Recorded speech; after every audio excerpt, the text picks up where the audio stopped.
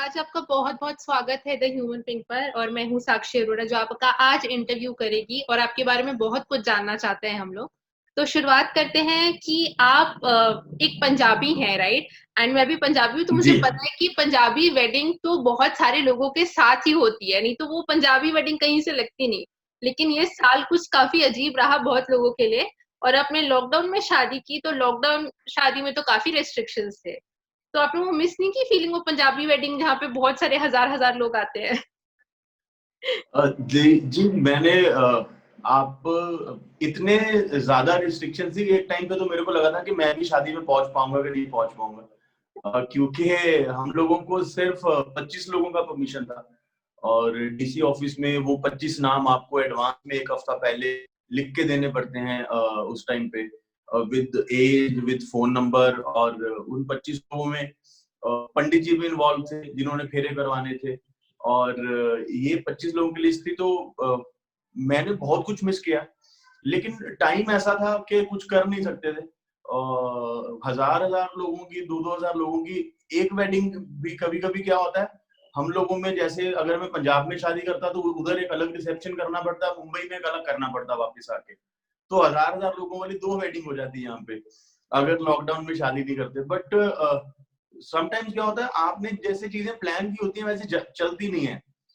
Time का एक अपना प्लान होता है और स्पेशली जब आप घर वालों के क्या कहते हैं जाल में फंस जाते हो ना, तो मेरा कोई प्लान नहीं था। मेरा प्लान यही था कि मैं नेक्स्ट ईयर शादी करूंगा, एक बार सब चीजें नॉर्मल हो जाए, क्योंकि दोस्तों के बिना शादी का मजा नहीं आता। बिल्कुल। और मेरी शादी पे मैं अकेला ही था, ना मैं किसी दोस्त को बुला पाया, ना मेरे भाई लोग थे, ना मेरे कजन थे, कोई भी नहीं था। सिर्फ वही वही लोग थे जिनके साथ मैं घर शेयर करता हूँ। मेरे मेरे डैड थे, मेरी बहनें थी और अपने घर के लोग। टोटल 20 लोग। आप सोचो ना, 2 फैमिलीज हैं और 20 लोग तो वैसे ही हो जाते हैं। तो सिर्फ यही लोग थे और काफी कुछ मिस किया।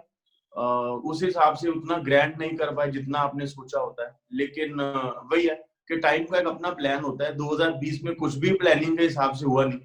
और आपको आपको क्या लगता है कि विराट कोहली ने ऐसे पे भी प्लान किया होगा कि ऑस्ट्रेलिया टूर बीच में छोड़ के आना पड़े? बिल्कुल नहीं किया होगा।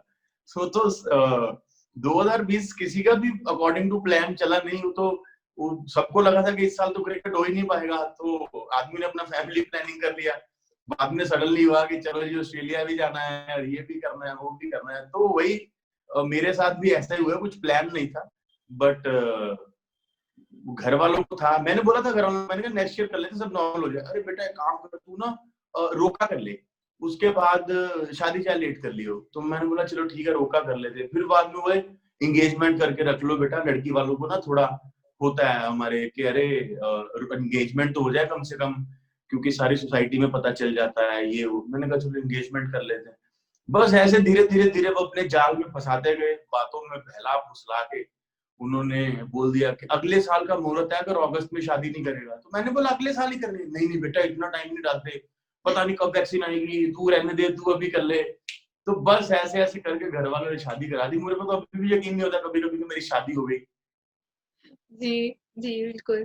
आपने अपनी वाइफ के साथ एक वीडियो किया जो आपका वेडिंग वीडियो था, वही एक बहुत ही खूबसूरत गाने के साथ आपने पूरी दुनिया के सामने पेश किया। तो मुझे ये बताइए ये आइडिया किसका था? आपका था कि आपकी वाइफ का? ये दीप्ति का आइडिया था, मेरा आइडिया नहीं था।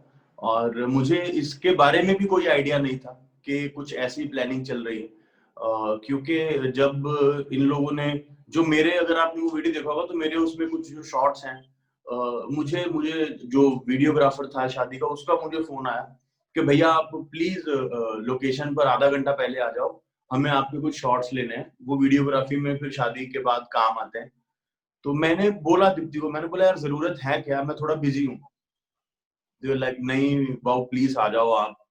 तो मैं गया हूँ और आई थिंक 30-40 मिनट्स उन्होंने वो शूट करके मुझे फ्री कर दिया। फिर मैं घर गया, अपना रेडी वेडी हुए, बारात वारात लेके होटल पहुंचे। समहाउ शादी के बाद जब मैं उसको बोल रहा था, मैंने बोला वीडियो नहीं बन के आया शादी का, तो बोली कुछ आया है आपको दिखाते हैं। जब मैंने देखा तो मुझे लगा यार ये तो बहुत अच्छी चीज है और एक बहुत यूनिक चीज है। क्योंकि जनरली क्या होता है शादियों पे लोग दूसरी फिल्मों के गाने यूज करते हैं या जो उनको पसंद हो गाने वो यूज करते हैं। इसमें गाना भी अपना था, गाने को गाया भी दीप्ति ने था और सारे सारे अपने लोग थे, पूरा कंटेंट अपना। तो मुझे लगा इसको ऐसा म्यूजिक वीडियो रिलीज कर देते हैं, तो और बहुत सारे लोगों को ये भी हो जाएगा कि हमारी शादी कैसे हुई वो भी देख लेंगे, और एक एक एक नई चीज भी हो जाएगी, और एक अपने लेवल का गाना भी हो जाएगा, तो सारी चीजें एक साथ हो जाएंगी। तो ऐसे करके ये हुआ है, बिल्कुल इसका कोई प्लान नहीं था, बट समहाउ एग्जीक्यूट अच्छा हो गया और लोगों को काफी पसंद आ रहा है टचवुड। जी, जी, बिल्कुल। और हमारी ऑडियंसेस को हम बता देते हैं, गाने का नाम है Mahi, so please check out on YouTube. मेरा अगला सवाल आपसे ये होगा कि आप सबको हंसाते हैं, राइट? आपकी जी कॉमिक टाइमिंग बहुत अच्छी है, लेकिन जब मैं आपके बारे में रिसर्च कर रही थी तो मुझे काफी कुछ पता चला कि आपकी लाइफ, आप जितना लोगों को हंसाते हैं, शायद आपने उतने ही दुख अपनी लाइफ में एटलीस्ट स्टार्टिंग में देखे होंगे। आपको बहुत ही छोटी उम्र से काम करना शुरू करना पड़ा था, तो वो सब जी। आपने किस तरह से हैंडल किया? और क्योंकि जब आप एक दिन जैसे आपका जो स्ट्रगल था, आपको ये होता था कि मैं बस अभी के लिए पैसे कमा लूं, बाद में देखी जाएगी, तो आपके मन में ये जी। था कि आगे चल के मुझे अपना बहुत बड़ा नाम कमाना है? क्या वो एक फ्रस्ट्रेशन की वजह से आपका कहीं सपना बड़ा हुआ? ऑनेस्टली इतना दिमाग काम करता नहीं था। लड़ाई थी सर्वाइवल की, कि किसी तरीके से सर्वाइवल हो जाए, और इतना नहीं सोचा कि आगे जाके ये करेंगे वो करेंगे। क्योंकि क्या होता है जब आप ऐसी सिचुएशन में होते हो ना, तो मैं तो उस टाइम पे सुनना था, मुझे नहीं रियलाइज कभी भी हुआ कि ये जो मैं कर रहा हूँ ये आगे मेरे काम आएगा, या आगे जाके ये एक सक्सेस स्टोरी का हिस्सा बनेंगे ये सारी चीजें। उस वक्त तो सिर्फ ये था कि जी रहे थे, जो चाहिए था और उसके लिए जो करना था वो कर रहे थे। और कभी ऐसा नहीं सोचा, कभी ऐसा प्लान नहीं किया कि अरे आज जो मैं कर रहा हूँ कल ये, इसके बाद ये चीजें होंगी, और इसके बाद फिर मुझे मेरे सपने फ्रस्ट्रेशन से, कभी फ्रस्ट्रेशन आया ही नहीं। क्योंकि लाइफ में जब फ्रस्ट्रेशन आ जाता है तो आई थिंक फिर आप अपना फोकस जो है वो आपका चला जाता है। तो कभी फ्रस्ट्रेशन आया नहीं। और रही बात चीजों को हैंडल करने की, तो आदमी हैंडल चीजों को तब करता है जब आदमी का दिमाग काम कर रहा होता है, उसको वो प्लान करता है। दिमाग काम नहीं करता था, जो मन में आता था वो करते थे, जो लगता था करना चाहिए वो करते थे। और इसी वजह से कभी ना फ्रस्ट्रेशन आया ना कभी डिप्रेशन आया। और हार्ड टाइम्स थे, और हार्ड टाइम्स हर आदमी की लाइफ में आते भी हैं। और कोई ऐसा आदमी नहीं है मेरे को लगता है जिंदगी में जिसकी लाइफ में हार्ड टाइम्स नहीं आए होंगे। बी क्रिकेटर और footballer, sports person, actor, technician, चाहे वो किसी बहुत बड़े अमीर बाप का ही बेटा क्यों ना हो, चाहे खुद दुनिया का सबसे अमीर आदमी क्यों ना हो, सबको लाइफ में हार्ड टाइम्स देखने पड़ते हैं। और हर आदमी के अलग अलग तरीके के हार्डशिप्स होते हैं लाइफ में। तो मैंने नहीं कभी सोचा था, मैं सिर्फ ये करता था कि अच्छा ये करना है, ठीक है, ये करने से ये हो जाएगा और अपना इस महीने का खर्चा पानी निकल जाएगा, लेट्स डू इट, चलो करते हैं। अच्छा ये करना है, चलो ये कर लेते हैं, लिखना है लिख लेते हैं, ऑडिशन देने ऑडिशन दे लेते हैं। 2-2 हज़ार रुपए में, 500-500 रुपए में स्टेज शो भी होस्ट किए हैं, वो भी कर लेते थे। तो कभी कभी इतना सोचा नहीं ऑनेस्टली कि ये चीजें करने का फायदा क्या है, नुकसान क्या। सिर्फ ये होता था कि घर से वापस मंगाने के लिए पैसे अपने पास को स्कोप नहीं था जब मुंबई में आए थे या जब दिल्ली में भी रहता था। और एक एक चीज हमेशा मेरे दिमाग में रहती थी कि मैं फेलियर अफोर्ड नहीं कर सकता, क्योंकि वापस जाने के लिए आपके पास पीछे कुछ होना चाहिए जिसके लिए आप लौटते हो सफर को छोड़ के। तो पीछे था कुछ नहीं। तो मुझे लग रहा था कि यार अपने पास बस, मेरे को यही होता था कि मैं फेलियर अफोर्ड नहीं कर सकता, मैं पीछे नहीं जा सकता। So I have to keep doing, जो भी मुझे मिल रहा है जैसे भी मिल रहा है मुझे यहाँ पर टिकना है। और बस वही करते करते नीयत साफ थी शायद, और सबसे बड़ी बात शायद दुआएं थी, घर वालों की, माँ बाप की, भाई बहनों की, दोस्तों की। और वही वो कहते हैं ना कि हरकत में बरकत होती है, एक कहावत है कि हम लोग अपने हिसाब से हरकतें करते गए, और क्योंकि वो अच्छी थी और नीयत साफ थी, ईमानदारी से कर रहे थे, तो उसमें भगवान ने बरकत डाल दी और लोगों की दुआओं से, प्यार से। और आज यहाँ पर ऐसा नहीं है कि स्ट्रगल आज नहीं है, आज शायद एक अलग तरीके की स्ट्रगल है। पहले कुछ भी मिल जाए वो स्ट्रगल होती थी, अब अलग तरीके की स्ट्रगल है कि जो करना चाहिए वो मिलना चाहिए, उसको ढूंढने की, उसको फिल्टर करने की, उसको चूज करने की स्ट्रगल है। तो ये तो सारी जिंदगी चलती रहेगी, ये तो कभी खत्म होगी नहीं। और आई थिंक जिस दिन लाइफ में स्ट्रगल खत्म हो जाता है, स्ट्रगल हर तरीके का, डे बाय डे अपने आप को इम्प्रूव करना है। कल कल कुछ एक मैं शो करके आया था, मुझे लग रहा था मैंने बहुत कमाल किया, मजा आ गया करके। आज जब मैंने उसका प्रोमो देखा तो मुझे लगा अच्छा इसमें ये चीज बेटर की जा सकती थी, कि मैं यहाँ पर थोड़ी सी कसर बाकी है। तो ये सब चीजें चलती रहती, बट वो उसका एक अलग मजा है।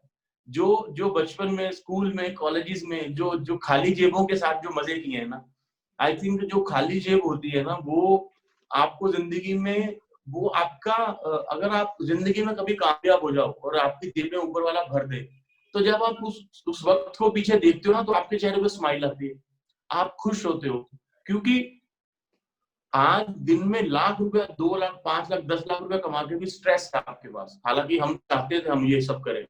तो एक कीमत के साथ आती हैं सारी चीजें। ये सक्सेस जो है ये स्ट्रेस के साथ आता है, ये एंजाइटी के साथ आता है, ये और बहुत सारे बर्डन और रिस्पॉन्सिबिलिटी के साथ आता है। उस टाइम पर जो जो हमने किया वो आज नहीं कर सकते। खाली जेबों के साथ ही हमने मौज करी है, मस्ती करी है, और वो मौज मस्ती आज इसलिए लगती है क्योंकि जिंदगी में कुछ अचीव कर लिया है।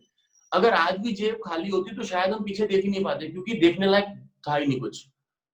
तो जिंदगी में नए नए चैप्टर जो है वो आपको क्रॉस करने बहुत जरूरी है, ताकि आप पीछे देखो और उनको याद करके मजे ले सको, खुश हो सको, और कुछ लोगों को इंस्पायर कर सको। लोगों से मेरा मतलब होता है कि एक भी आदमी अगर आपकी आपकी इस कहानी से इंस्पायर हो जाए, तो ऑब्वियसली आपने वो चेन क्रिएट कर दिया। आपने किसी एक को इंस्पायर कर दिया, वो कल को किसी और एक को कर देगा। तो ऐसे ही जिंदगी में, दुनिया में करोड़ों लोग हैं जिनकी लाइफ में सक्सेस स्टोरीज हैं, और हर आदमी एक एक को इंस्पायर करता जाएगा, तो आप देखो दुनिया कैसे पॉजिटिवली और हैप्पीली मूव ऑन करती रहेगी। जी। ज्यादा लंबा बोल दिया मैंने, काफी नहीं सारी नहीं, चीजें एक साथ एक्चुअली बोल दी। बहुत आपने बहुत इंपॉर्टेंट बातें कही हैं, बिकॉज आपकी कहानी जानने को सबका हक है, बिकॉज आपकी कहानी सच में काफी इंस्पिरेशनल है। तो थैंक यू, आपने हमसे खुल के शेयर किया। आपको याद है आपने पहली बार कैमरा कब फेस किया था, और किस तरह से आपकी इस दुनिया में शुरुआत हुई, फेम की दुनिया, ग्लैमर की दुनिया में? मैंने पहली बार आई थिंक 2006-7 के आसपास कैमरा फेस किया था। और तब एक पंजाबी चैनल है, MX1 नेटवर्क, पंजाब का नंबर 1 चैनल था उस वक्त। और वहां पर एक रियलिटी शोज के ऑडिशन चल रहे थे।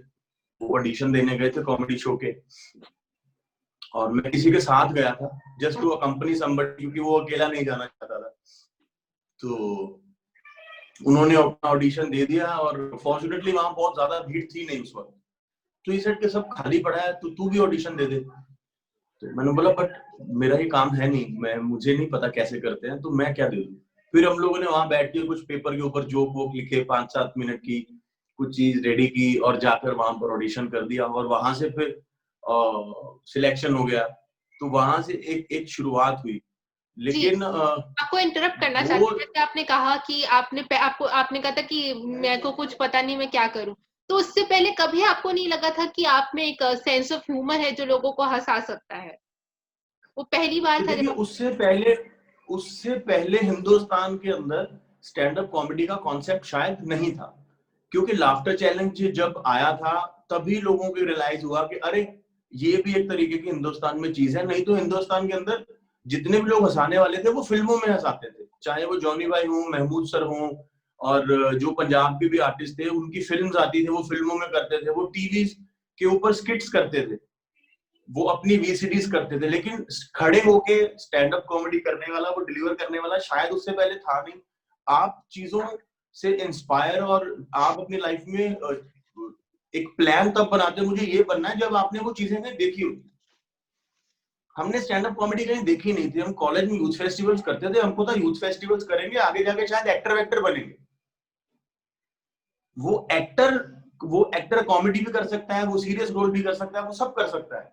लेकिन एक स्टैंड अप कॉमेडियन बनेंगे वो कभी नहीं सोचा था। और स्पेशली मैंने तो नहीं सोचा था। मैं जिम विम जाने वाला लड़का था उस टाइम, और लंबे लंबे बाल रखता था, मेरी बॉडी अच्छी खासी बॉडी थी।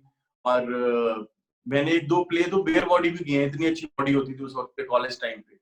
तो उस वक्त जब लाफ्टर चैलेंज आया तो रेवोल्यूशन आया, और सब रीजनल चैनल्स ने फिर कॉमेडी के शो स्टार्ट किए। पहले होते ही नहीं थे।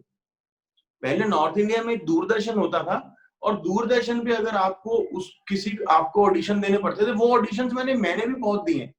हमारे शहर में कहीं फलाना ऑडिशन चल रहा है, किसी किसी ने कुछ बनाना है, कोई सीरियल बनाने वाला है, कुछ कुछ बनाने वाला है, तो वो ऑडिशन में मैं रेगुलर बेसिस पे रिजेक्ट होता था। और मेरे को याद है, मैं जितने साल कॉलेज में पढ़ता रहा हूँ, साथ में यूथ फेस्टिवल्स करता रहा हूँ, मैं कम से कम 50 ऑडिशंस में फेल हुआ हूँ, जो मेरे शहर में होते थे। हर जगह ऑडिशन दे आते थे, बाद में अरे नहीं वो क्लियर नहीं हुआ। तो ऐसे छोटे मोटे ऑडिशंस मैंने बहुत दिए, बट जो लाइफ ने जहां से चेंज लिया, और ये जो आप शो की बात कर रहे हो, ये भी मेरा कोई प्लान नहीं था। मुझे था एक्टर वेक्टर बनेंगे, जाके फिल्में विल्में, डेली सोप सीरियल करेंगे, कॉमेडी, क्योंकि मुझे कॉलेज की भी कॉमेडी की जो स्किट टीम में रखते नहीं थे, ऑनेस्टली मैं आपको बता रहा हूँ। हाँ, मुझे मुझे स्किट टीम का हिस्सा तब बनाते थे जब कोई उनको नहीं मिलता था। तो एक 12th मैन होता है ना टीम के अंदर, जी। कि अरे तो क्या करें, कोई तो चाहिए, तो आजा तू फील्डिंग कर दे, वैसे वाला मेरे को स्किट में रखते थे। बोलते यार तू, तेरी कॉमेडी टाइमिंग अच्छी नहीं है और तू कॉमेडियन लगता भी नहीं है, तू प्ले किया कर, तू माइम किया कर। तो थिएटर में मैंने ये सब एक्टिविटीज करी। तो कभी नहीं था कि स्टैंड अप कॉमेडी करनी है। वो होता ना, डेस्टिनी ने कुछ लिखा होता आपके लिए, और वो वहां मेरी सिलेक्शन हो गई, और वहां पर भी मैं करता करता रहा परफॉर्म। बट वो पूरे शो में मैं फाइनल तक पहुंचा। उस शो का विनर था हमारा दोस्त है जसवंत सिंह, विनर था। कपिल शर्मा उस शो के रनर अप थे। कपिल भाई उस शो में सेकंड आए थे। राजीव ठाकुर नंबर 3 पर आए थे। चंदन प्रभाकर थे उस शो के अंदर, वो नंबर 5 या 6 पर आए थे शायद। जी। तो जितने भी बड़े बड़े लोग हैं आज के डेट में नेशनल टेलीविजन पे, सब उस शो का हिस्सा थे। और मैं शायद 8वें नंबर पे आया था या 9वें नंबर पे था फिनाले में। और तब भी मुझे किसी ने उससे 2 3 4 साल तक नेवर, नोबडी एक्सेप्टेड कि एक कॉमेडियन है। बोलते थे लोग, मुझे कहते थे तू गलत फील्ड में आ गया, ओके। तूने गलत फील्ड ज्वाइन कर लिया। 2007 में हमने वो शो किया था। 2007 से लेकर 2010 तक हम लोग कॉलेज में फेस्टिवल्स करते रहे, कोई काम धंधा था नहीं। मैं दिल्ली मूव कर गया, मुझे था प्रिंट मॉडलिंग करेंगे और रैम्स वगैरह करेंगे, अपनी शक्ल थोड़ी प्रिंट वेंट में शायद चल जाएगी। तो 2011 में मैंने स्टार प्लस पे एक शो किया था, कॉमेडी का महामुकाबला, और वो शो जीता था मैं। उसके बावजूद भी लोग मुझे बोलते थे तू गलत फील्ड में आ गया। अरे 2014-15 तक लोग मुझे बोलते रहे, 2014 तक लोग मुझे बोलते रहे कि you are in the wrong setup, तुझे राइटिंग पे फोकस करना चाहिए, तुझे सीरियल्स ट्राई करने चाहिए, तू कॉमेडी ना कर सकता है और ना तू लगता है। बट वही आज वही लोग बोलते हैं कि यार तूने बड़ी मेहनत की है। तो वक्त के साथ हर आदमी का ओपिनियन चेंज हो जाता है, इसमें लोगों का भी फॉल्ट नहीं है। उस वक्त शायद मुझे सच में काम करना नहीं आता होगा, लेकिन वही है कि लगे रहे और डटे रहे, क्योंकि और कुछ पता ही नहीं था करने के लिए क्या है, क्या करेंगे। There was no plan. ऐसा नहीं कि हम लोग प्लान करके स्टैंड अप कॉमेडियन बने हैं। हम लोग स्टैंड अप कॉमेडियन भी बिना प्लान के बने। बस हमको किसी ने बोला कि ये कर लो, तो हम उस पर लग गए और लगे रहे लगे रहे लगे रहे। जैसे वो हथौड़े से पहाड़ तोड़ने में लगे रहे ना, किधर से रास्ता निकलेगा तो निकाल दिया, वैसे में हम लोग लगे रहे, और कुछ करने को था ही नहीं। तो अभी चीजें बदल गई। बट आज जब मैं अपने पिछले शोज देखता हूँ, लगता है मुझे सच में काम करना नहीं आता। तो आप ये लोग मुझे ठीक कह रहे बोलते हो थे। कि ग्रोथ, मतलब जैसे आपने कहा कि आप मैंने मेहनत कर करके ग्रोथ इतनी पाई अपनी लाइफ में। जब जैसा आपने कहा कि आप पंजाब से दिल्ली गए मॉडलिंग की तलाश में, कहीं आपको कभी फील हुआ, क्योंकि शायद आप एक बड़े शहर से नहीं आते, तो दिल्ली में जब आप इन लोग के पास काम मांगने गए, उनका नजरिया आपके प्रति थोड़ा अलग था, जस्ट बिकॉज आप एक छोटे शहर से आते हैं? आपको कभी ये चीज फील हुई? और देखिए, सबसे पहली बात तो ये है कि वो मुझे आज भी महसूस होता है, क्योंकि हम लोग एक क्या होता है ना, एक एक डीएनए होता है हर चीज का। आप उस डीएनए को नहीं चेंज कर सकते, आप उसकी कितनी भी ग्रूमिंग कर लो, आप उसको किसी भी तरीके से उसको उसका एक्सटीरियर चेंज कर दो, उसमें और बहुत सारी क्वालिटीज डाल दो, लेकिन डीएनए नहीं बदल सकते। जो हम लोगों का डीएनए है वो थोड़ा शाई नेचर वाला है। हम कम बात करते हैं लोगों से, और हमको बहुत सारी चीजें जो लाइफ में कभी करनी आई ही नहीं। तो जब मैं दिल्ली भी गया तो वहां पर जाकर भी हमको यही समझ में नहीं आता था। हम लोग हमेशा दूसरों को सर, जो हमसे बड़ा है उसको सर बोल के बात करते हैं, जी बोल के बात करते हैं, लेकिन वहां पर लोग एक दूसरे को नाम लेके बुलाते हैं। हम लोगों ने ये देखा है कि अगर कोई आदमी किसी के साथ या किसी के अंडर काम करता है तो वो उसको सर बोल के बुलाएगा, है ना। अगर आपसे ज्यादा बड़ा तो आप उसके पांव छूओगे। लेकिन जब अपने शहर से, होम टाउन से बाहर निकले, देखा कि यहाँ पर लोगों को सिर्फ काम से मतलब है। और ऐसा नहीं कि लोग रूड हैं, but they don't need to oblige anybody for no reason. अगर अगर एक एडी है तो वो अपने डायरेक्टर को, जिसने 10 फिल्में की हैं, तो उसको नाम से ही बुलाता है। तो जब हम वहां गए तो इन चीजों को अडेप्ट करने में बहुत टाइम लग गया। और जहां तक लोगों के नजरिए की बात, नजरिया लोगों का तब आता है जब लोग आपको एंटरटेन करते हैं। लोग एंटरटेन ही नहीं करते थे। मुझे याद है जब मैं दिल्ली गया था तो मैंने अपना पोर्टफोलियो करवाया था दोस्तों से, दोस्त से पैसे लेके। पोर्टफोलियो करवाने के बाद उस वक्त ये प्रिंट के वो चलते थे फोटोग्राफ्स, कि आपको मैटी फोटोग्राफ्स निकालने हैं या ग्लॉसी फिनिश वाले फोटोग्राफ्स चाहिए, वो चलते थे दिल्ली में। मैं मालवीय नगर में रहता था, साउथ दिल्ली में, और खिड़की एक्सटेंशन। तो मैं फोटोग्राफ जो रोज 4-4 5-5 सेट बनवा लेते थे, 5-5 फोटोज के, और हर कोऑर्डिनेटर के वहां जाकर उसको ड्रॉप करके आ जाते थे। उनको अगर वो फोटो में कुछ पसंद आएगा तो दे विल कॉल यू। मैंने ऐसे भी लोग देखे हैं कि मैं लोगों के ऑफिस में गया, लोगों को फोटो दिया, उन्होंने बोला या कुछ होगा तो हम आपको बताएंगे। और जैसे मैं बाहर निकला और मैं विंडो से देख रहा हूँ कि वो फोटो को उठाते थे और डस्टबिन में फेंक देते थे। ओह गॉड, कितना हार्ट ब्रेकिंग होगा वो। हाँ, बुरा लगता था, एक टाइम के लिए आपको बुरा लगता था, बट आप कुछ कर नहीं सकते ना। आप you can't do anything, because आपको इन चीजों के बारे में पता ही नहीं है। आप टोटली एक नई दुनिया में हो, एक नए वर्ल्ड में हो, आपको पता ही नहीं है कैसे रिएक्ट करना है, कैसे हैंडल करना है। वो ऐसे होता था। और उस वक्त मुझे याद है, क्योंकि उस वक्त सीडीज या वो ये नहीं होता था कि मुझे व्हाट्सएप कर दो फोटोज या ये कर दो, आपको प्रिंट निकालने पड़ते थे और आप उसके पैसे देने पड़ते थे वो प्रिंट के। तो मुझे कभी कभी लगता था यार नहीं चाहिए तो वापस करते हैं, मैं किसी और को दे दूंगा, डस्टबिन में तो मत फेंको यार। तो कि मेरे फोटो वेस्ट हो जाएंगे, तुझे काम नहीं देना वो अलग बात है। तो वहां पर भी थोड़ा बहुत काम भी किया, और 10 में से अगर 8 काम के पैसे नहीं मिले, 2 काम के पैसे मिले। और फिर बहुत बहुत उस वक्त ये 1 डेढ़ 2 साल जब चीजें समझ में नहीं आई, देन फाइनली मैं घर वापस आया और समहाउ मुझे लगा कि मुंबई जाना चाहिए। बट इन बिटवीन फिर मुझे मुंबई में शो मिल गया, जिसकी मैं बात कर रहा हूँ, जो स्टार प्लस का शो था, मैं उसके लिए मुंबई आया। वो शो जीता, तो वो शो जीतने से कुछ पैसे भी मिले। तब फिर मुंबई में रहना शुरू किया और काम करना शुरू किया। तो बड़े शहर में जाके अपने आप को अडेप्ट करने में मैं अभी भी शायद अडेप्ट नहीं कर पाया हूं उतना, क्योंकि हाउस पार्टी, सोशल गैदरिंग्स, आप समझ रहे हो, पेज 3 सेटअप्स और ये चीजें जो आदमी या तो इनमें बड़ा होता है या जिन लोगों को गाइड करने वाले लोग होते हैं, वो ज्यादा जल्दी इन चीजों में अपने आप को मिक्स कर पाते हैं, खुद को इनको हैंडल कर पाते हैं। जी, थोड़ा इंटिमिडेटिंग भी होता होगा ना, क्योंकि अगर आप किसी पार्टी में जाते हो लेकिन आप उधर किसी को जानते नहीं हो, और कभी-कभी ये भी लगता होगा कि हम आ गए लेकिन अब क्या करें इस सेटअप में, क्योंकि सब शायद एक दूसरे इसीलिए जाते नहीं, इसीलिए जाते नहीं। शुरू में होता था, जब शुरू में पहले कोऑर्डिनेटर्स को मिलते थे और सब होता था, तो तभी शुरू 1-2 लोग मिले, उन्होंने बोला कि सोशल सर्कल थोड़ा इंक्रीज करो, रिलेशन बनाओ लोगों से, उससे काम मिलता है। तो शुरू में 2-4 पार्टीज में गए, लेकिन भाई आप वहां किसी को जानते नहीं हो, राइट? और एक कोने में खड़े हो जाते थे और छोटा सा विस्की का गिलास लिया, कोने में खड़े हो गए और समझ नहीं था क्या करें, लोगों को मिलते थे बट कॉन्फिडेंस नहीं था, बात करनी नहीं आती थी कि इनसे क्या बात करें, इनके साथ कैसे मिक्स मैच हो। वो लोग बातें करते थे जो हमने वो चीजें देखी नहीं लाइफ में, कि I went to Europe you know and then I ate something like this, और फिर हमने वो चीजें कभी देखी नहीं। जिन जिन खाने के वो नाम लेते थे, हमने वो खाने कभी देखा ही नहीं। वो तो हमको बाद में पता चला कि टर्मरिक लाते जो होता है वो हल्दी वाली कॉफी होती है। हमको तो उस वक्त तो पता ही नहीं था ना ये सब चीजें होती क्या है। तो पता ही नहीं होता था। आप कॉन्वर्सेशन तब करते हो जब आप को भी उस चीज के बारे में नॉलेज हो। जैसे आप और मैं अगर अगर आज बात कर रहे हैं तो आप मुझसे कुछ सवाल पूछ रहे हैं, मैं आपको जवाब दे रहा हूँ, राइट? अगर हम दोनों अगर ऑफ रिकॉर्ड बात करेंगे तो उस टॉपिक पे बात करेंगे जिसपे या आपको पता होगा और मुझे दोनों को पता होगा। अदरवाइज मैं आपकी बात तब सुनूंगा जब या तो आप मेरे बॉस हो और मुझे पता नहीं है लेकिन मुझे इंटरेस्ट है या मेरी मजबूरी है। तो वैसा कुछ भी नहीं था वहां पे। जी। लोग जो बातें करते थे अपने को समझ में नहीं आती थी। हम गए पार्टी में ऑटो से, वो लोग आए गाड़ियों में।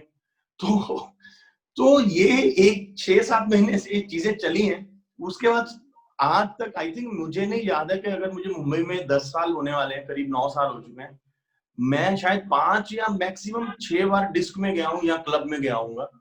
मैं जाता ही नहीं, क्योंकि सब वो लाइफ शायद समझ में नहीं आई, और वो एक अलग तरीके के कुछ उनके ऐसा नहीं है कि मेरी इस बात से लोग ऐसा बोलने लगे कि वो लोग खराब है, अच्छे। हम लोगों में वो कॉन्फिडेंस नहीं है वैसे मूव अराउंड करने का, रोम अराउंड करने का शायद, और हम इस वजह से वो अडेप्ट नहीं कर पाए। तो होता तो है, इंटिमिडेटिंग भी होता है, क्योंकि आपके सामने एक बंदा खड़ा है, वो आपने गलती से अगर किसी परफ्यूम का नाम ले दिया, उसने 100 ब्रांड के नाम बोल दिए परफ्यूम के जो आपको पता ही नहीं है। उसने आपको ये बता दिया कि वुडन बीस वो किसी का फ्रेग्रेंस होता है, लेदर काइंड ऑफ फ्रेग्रेंस होती है, आपको घंटा पता है कुछ क्या आपको सब होता है याद क्या है नहीं होता। आपको सब याद है तो उन्होंने आपसे क्या क्या बोला है? हाँ, क्योंकि मैं रोज रात को सोने से पहले बादाम भिगोता हूँ और दिन में खाता हूँ। ये मेरी रूटीन है पिछले 20-25 साल से, मेरी मम्मी ने बनाई हुई है, तो इसलिए मुझे चीजें याद रह जाती। नहीं, आपको तो पता एग्जैक्टली ही नहीं याद है चलता कि हमको। वो मतलब आपकी सारी कॉन्वर्सेशंस पूरी आपको याद है, वो बहुत ही अच्छी बात है कि अरे आपको देखो, आप पुरानी बात करें, मैं आपको बता रहा हूँ, जब हम लोग खतरों के खिलाड़ी शूट कर रहे थे, तो करण पटेल मेरा बहुत अच्छा दोस्त है, बहुत अच्छा दोस्त है मेरा। तो अभी क्योंकि हम लोगों ने भी, मैंने भी थोड़ा घूमना शुरू कर दिया, तो जितना ज्यादा एक्सप्लोर करते हैं आपकी वोकैबुलरी उतनी ज्यादा इंप्रूव होती है, उतनी ज्यादा आपको चीजों के बारे में नॉलेज होती है। तो मैं उससे जब भी किसी टॉपिक पे बात करता था ना, फॉर एग्जाम्पल अगर उससे मैंने किसी नई गाड़ी के बारे में बात कर ली, तो वो उसके ऊपर इतना ज्यादा बोल देता था, अरे एक इससे बेटर वर्जन भी आया, वो फलानी गाड़ी है, वो उसके पास है, दुनिया में 4 है इतने का। मैं चुप कर जाता था। किसी घड़ी के बारे में बात कर लो, तो वो उस घड़ी, अरे ये 97 में आई थी, ये सिर्फ शाहरुख के पास है, और एक घड़ी उधर है, ये उतने भी वो। तो मैं एक दिन मैंने बोला, रोहित सर यार, इससे बात करने का मन नहीं करता था, क्योंकि मैं ये कॉम्प्लेक्स में डाल देता है। कि किसी चीज के बारे में बात करो, इसको इतना पता है साले को, इतनी नॉलेज है इस आदमी को, क्योंकि उतना घुमा हुआ है, उतना उसका इंटरेस्ट है उन चीजों में। तो वही है ना, आप इंटिमिडेट तो हो जाओगे जब आपको पता ही नहीं है। इसीलिए तो होता है ना, आप देखो, जो आदमी अच्छा बोल पाता है, जिसके पास अच्छी नॉलेज होती है, लोग जो है वो उसके फैन हो जाते हैं, और लोग उससे उससे प्रभावित हो जाते हैं। इसी चीज का फायदा हमारे देश के लीडर्स भी उठा लेते हैं कभी कभार।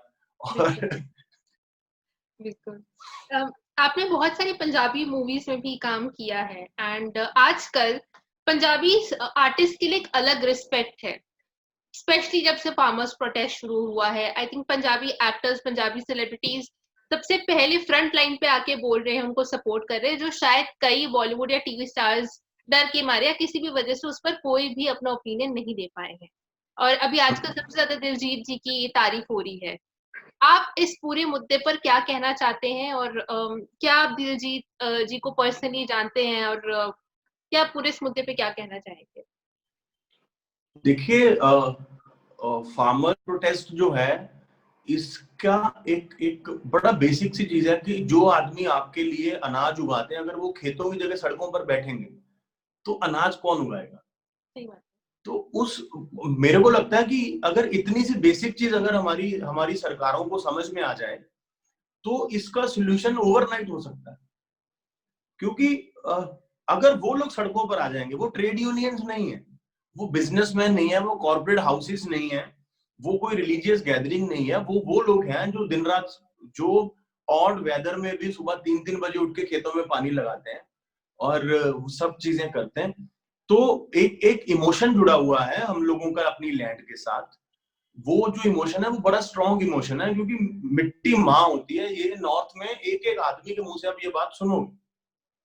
और दूसरी बात ये रही कि जो पंजाबी भी आर्टिस्ट हैं, उसमें से 75% जो आर्टिस्ट हैं वो फार्मर फैमिली से आते हैं। आज वो सिंगर बन गए, डायरेक्टर बन गए, राइटर्स बन गए हैं, वो एक अलग चीज है, लेकिन वो आते तो फार्मर फैमिली से है ना। उन्होंने अपने बाप को, दादा को, चाचा को, सब लोगों को देखा हुआ है कि इन्होंने कैसे मेहनतें करी हैं, कैसे इन्होंने अपनी लैंड से फसलें उगाई हैं। और पंजाब के बारे में एक चीज बड़ी बड़ी क्लियर कट लोगों को पता है कि इनके मन में जो होता है ये बोल देते हैं, ये मैनिपुलेटिव शायद नहीं होते। और इसीलिए मैंने कुछ दिन पहले भी सोशल मीडिया पे लिखा था कि मुझे मुझे बहुत फक्र है कि मैं हिंदुस्तान का एक जो कोना है जिसे पंजाब बोलते हैं, उस मिट्टी में पैदा हुआ हूँ। I feel very proud of it, क्योंकि हमारी लैंग्वेज पूरी दुनिया में, हमारे गाने समझ आते हैं लोगों को, पूरी दुनिया में पंजाबी म्यूजिक की रिस्पेक्ट होती है, पंजाबी फिल्में पूरी दुनिया में, और पंजाबी लोगों का अगर आप इतिहास उठा के देखोगे तो हम लोगों ने शुरू से ही जहां जहां भी हमको लगा है कि चीजें ठीक नहीं हो रही हैं, हम लोग वहां स्टैंड लेते हैं। आज चाहे फार्मर प्रोटेस्ट की बात करो, चाहे आप इससे पीछे भी कहीं चले जाओ, फ्रीडम लेने के लिए भी जब जब सारा कुछ हो रहा था, तब से लेके आज तक आप पूरा इतिहास खोल के देखोगे तो हम लोगों को जब जब जहां जहां लगा, हमारे गुरुओं ने कुर्बानियां दी हैं, जब जब उनको ये लगा है कि ये चीजें ठीक नहीं हो रही, इनके खिलाफ हमको खड़े होना चाहिए, है ना, उन्होंने अपने बच्चों तक की परवाह नहीं की, उन्होंने लोगों की भलाई के लिए उनको भी कुर्बान किया है, वो भी शहीद हुए। तो ये एक कल्चर का, एक डीएनए का हिस्सा बना हुआ है। सो हम लोग जो है वो मैनिपुलेटिव शायद नहीं होते हैं, हमको लगता है कि ये गलत है तो हम बोल देते हैं भैया ये गलत है, इसको ठीक करो, बड़ी सीधी सिंपल बात है। और किसानों के लिए मुझे लगता है हर उस आदमी को उनके हक में बोलना चाहिए जो आदमी खाना खाता है।